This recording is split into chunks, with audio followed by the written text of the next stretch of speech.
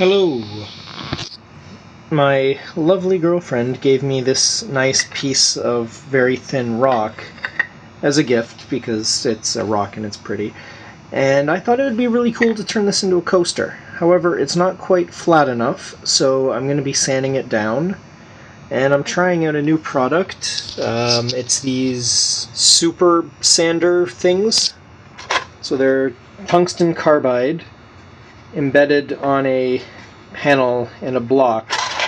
And I've tested these out in the past on wood, and I wasn't overly impressed. They just seem to work about on par with the Norton 3-time sandpaper. So better than regular sandpaper, but nothing spectacular. However, when I put the coarse grit to this rock, I was blown away by just how aggressive it actually was. So if you're doing tough stuff, I'd recommend this product. If you're just doing wood, you can just get away with regular sandpaper and save yourself some bucks. I picked these up at Above Ground Art Supplies. Anyway, I'm going to show you an interesting sanding tip.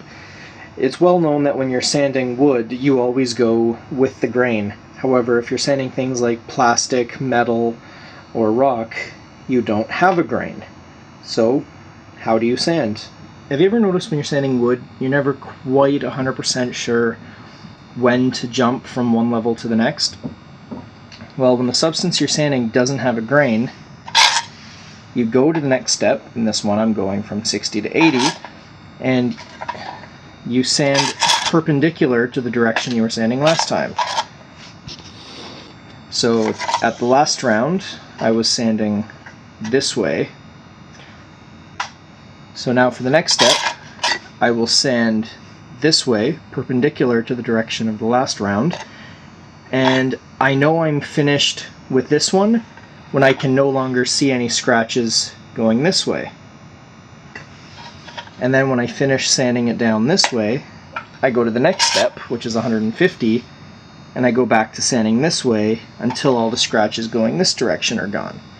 And that's how you can tell that you've done enough and you've finished at that level. So when you're sanding a material that doesn't have a natural grain, be it rock, metal, plastic, what have you, just keep changing directions 90 degrees from each other, and as soon as the scratches are no longer visible, move on to the next level, and you're done.